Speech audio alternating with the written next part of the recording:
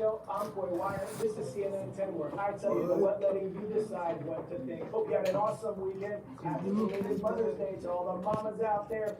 So today's Monday, first day of the school week, first day of the work week for most folks, but does it have to be that way? Whether you're tightening screws on an assembly line or crunching numbers at a computer, people have been working 5 days a week for a long time. Henry Ford standardized the practice about 100 years ago when he required employees at his Ford Motor Company factories to work 40-hour weeks or 8 hours a day for 5 days. A century later, though, some companies are reconsidering whether that schedule still makes sense. CNN's Claire Duffy has more.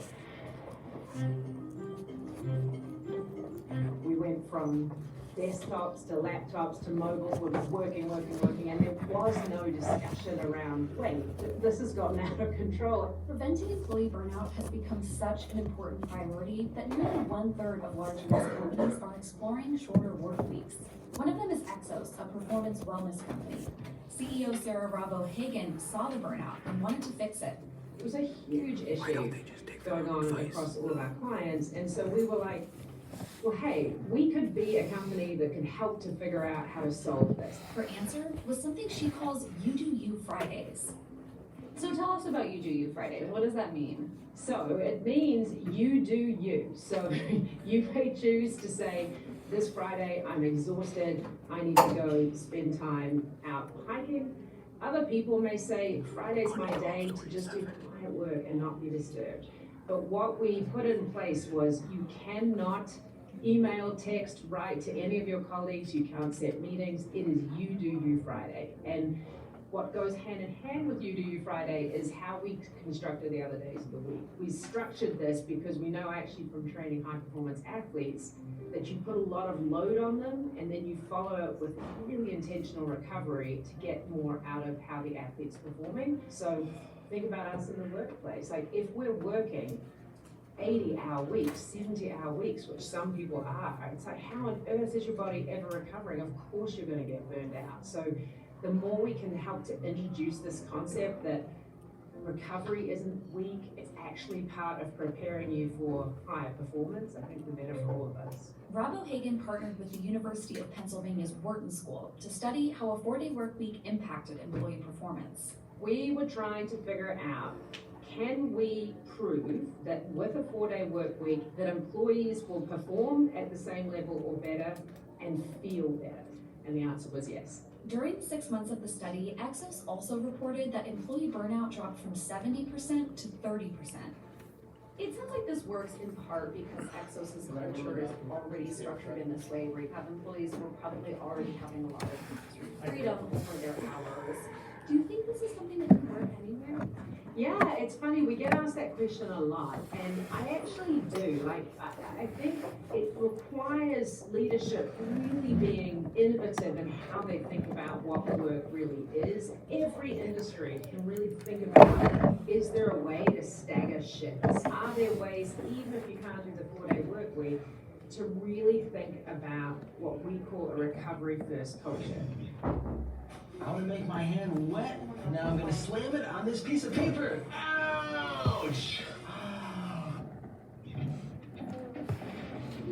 Hot quiz, hot shots. Which one of these contains the world's largest collection of coral reefs? Great Barrier Reef, Amazon Reef, Apo Reef,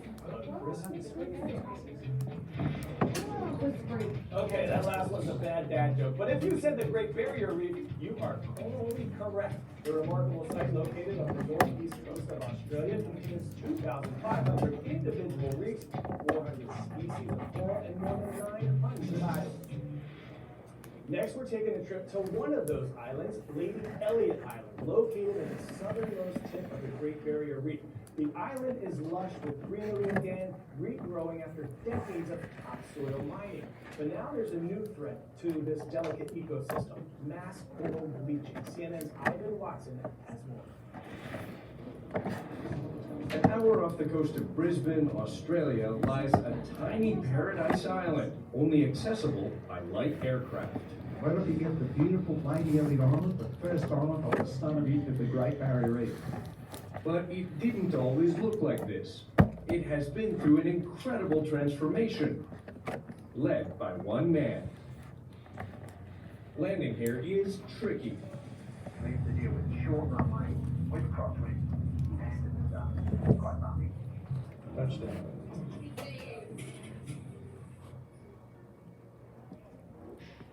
My pilot is Peter Gash. He basically owns the island, leasing it from the Australian government and running an eco-resort here with his family. My wife and I came here 40 years ago, went underwater and absolutely fell in love with the place. We made it our life's work. Because humans have not bothered the animals for a long time since it's been made a protected zone, because humans don't interfere, we just look but don't touch, we don't spear, we don't fish, the wildlife is completely comfortable with us. Meanwhile, above the surface, the island teems with seabirds. At its peak, it's in excess of 200,000 birds On this tiny island. in this tiny little island. What are these tanks, for example? That's our water storage. Okay, so we desalinate the water and we store it. Then we keep about between 10 and 12 days of water. How much of the energy being used by the resort comes from solar power? 100% of it. In the 19th century, settlers mined the island for bird guano, leaving the place mostly barren, hard coral. You can almost count the trees that were here in 1970. Absolutely, there was almost nothing. Everything you see here, we planted. I couldn't walk here 15 or 20 years ago because it's so rough. Here now, you've got natural soil. Magnificent. Is this from your compost? No, it's from the trees. That's bird poop, dead birds, and trees and mulch. This is naturally formed. This is the island regrowing again. The island grows about 3 millimetres a year. Human input caused the problem. Nature, with a bit of help from humans, a bit of human input, is now recovering. It's rewarding, and what it tells me is if we can recover this small place, we can recover this big place, this whole planet that we live on. It's not hopeless. Every single one of us can make a difference. Peter's message of hope is inspiring, but it's tempered by something we see underwater. Amid the reef sharks and sea turtles, there's coral bleached white, enough to worry this island's greatest enthusiasts. What we do see is more and more bleaching, more and more stress on the corals. The hot water, the water warming, the environment changing and bringing up the water, to me that's a big risk. The damaged coral here, part of the mass bleaching event caused by the marine heat wave along the Great Barrier Reef, a phenomenon that could threaten the entire ecosystem. If you're a dinosaur fan, you might want to go ahead and come with me to the Field Museum in Chicago. It has a fossil on display that some scientists call the most important fossil of all time because it establishes a link between birds and dinosaurs. Archaeopteryx is the one fossil that tells us that the birds outside our window are living dinosaurs. And I think that is so cool. And it's also the oldest fossil bird that's ever been found, the only Jurassic bird. Research suggests that birds were the only group of dinosaurs to survive the mass extinction roughly 66 million years ago. Only 12 Archaeopteryx specimens have been found, and most are on display in Europe.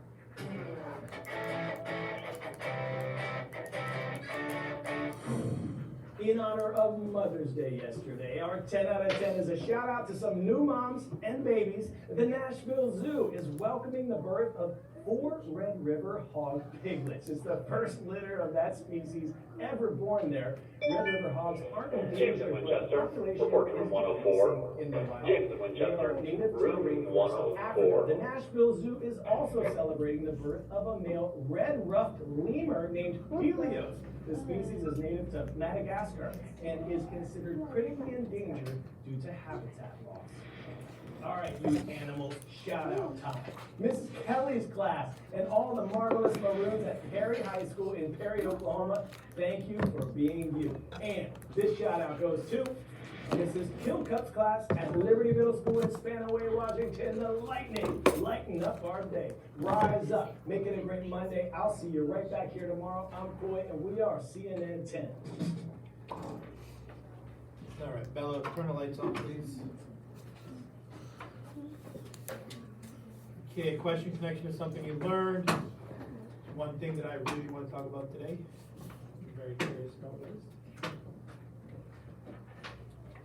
Okay, row 2.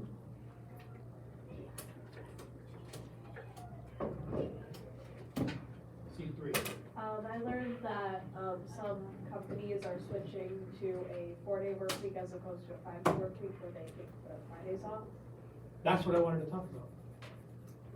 How many people think that that's a good idea, the 4-day work week? Okay? How many people think that after a while, people get so used to a 4-day work week, they'll be like, oh my God, if I only had to work 3 days a week, it'd be the best. Mm-hmm. How many people think that is 10 years down the road? Oh, yeah. Probably. Okay, I mean, I don't know. If they said to us, you could have a 4-day work week, like school week, I'm sure everybody would be for it, teachers would be for it. But how would you make that? Students would be up for it. Do you go an hour extra a day, an hour and a half extra a day to make that time up? It's funny. No. Because that's one thing that's discussed. It would maybe save money to do it, but you know as well as I know, when people were given the opportunity to work from home or do school from home, the productivity went, right? For some people are focused enough, disciplined.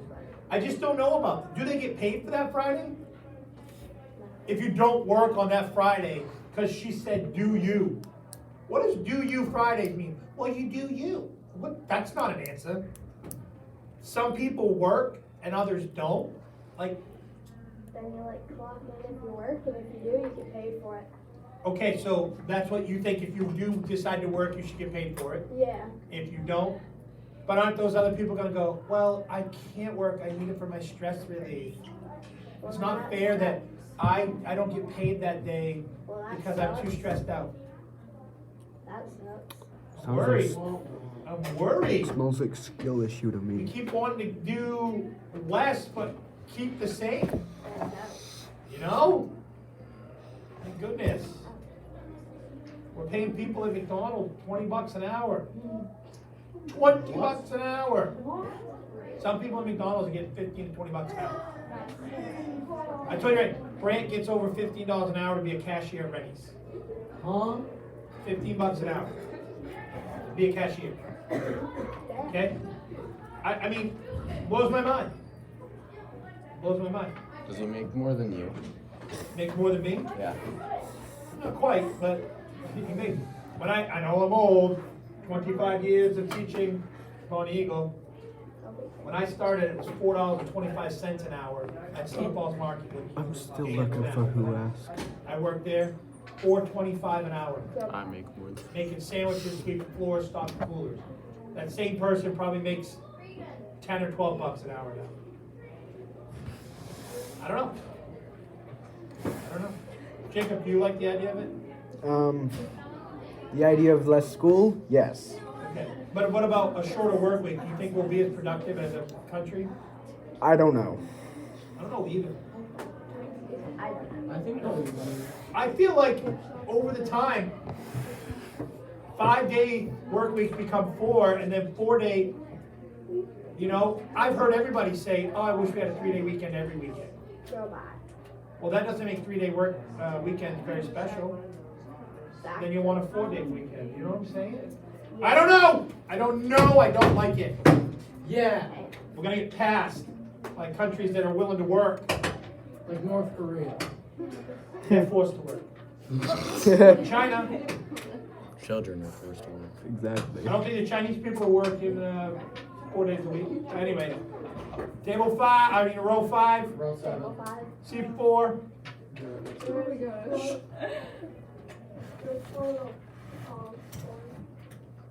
The little river red hogs or whatever. Yep, Bourne. And a lemur.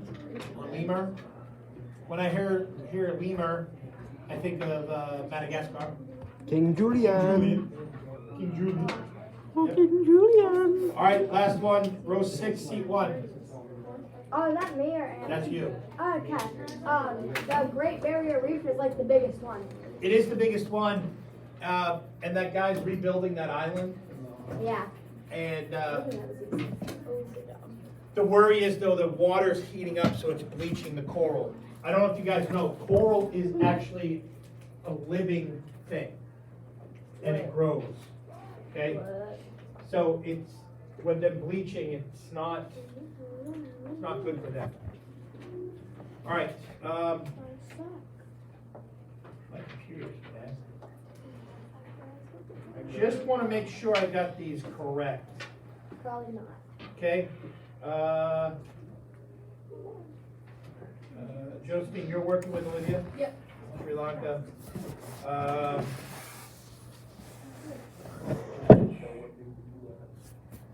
Tozier, Jacob, and James, France. Yep. River, Iana, and Abby, Italy. Okay. I know I do. I have 2 Italys because she told me her backstory about Italy after we had already chosen. So we are going to have 2 Italys. I know that. He was lying. No, I don't think she's lying. Mr. Abbott. She has an opportunity to talk with her grandmother, right, who's from Italy, and it was a good connection. So you still have Italy. What do you want to say? You'll find out as soon as he calls him. I'm not with. Put your hand there. No. Yeah. Do it. Where are you? Oh, I'm with Momo. I don't think I have Momo on here at all. Yeah, it's down there. You have it right there. Volume 1. 22. Number 22, bottom.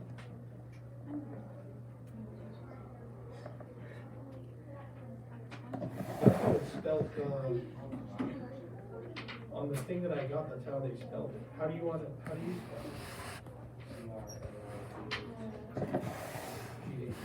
Like that? Why is Momo on the podcast and I don't? Because he's more important. Oh. Put your hand. Okay,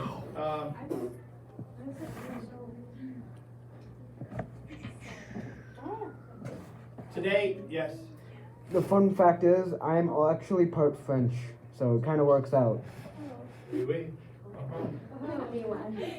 So today's going to be the first day out of my class you get to work on. I thought it was a decent time because when we have the split classes, this is going to be next Friday, a week from this Friday, so you got 2 weeks to be working on this. It's also an opportunity for one person in the group to make sure that there's a trifold that you can have for the display. Okay, when I say a trifold, I'm talking, the ones I'm thinking are the like 3 feet by 3 feet, you know, the bigger trifolds. You grab them at Walmart, pretty cheap. Dollar store might even have, I don't know. But somebody's gonna have one of those because that's what you're gonna put your information on. Okay? For today, I would say, I don't know if I have the,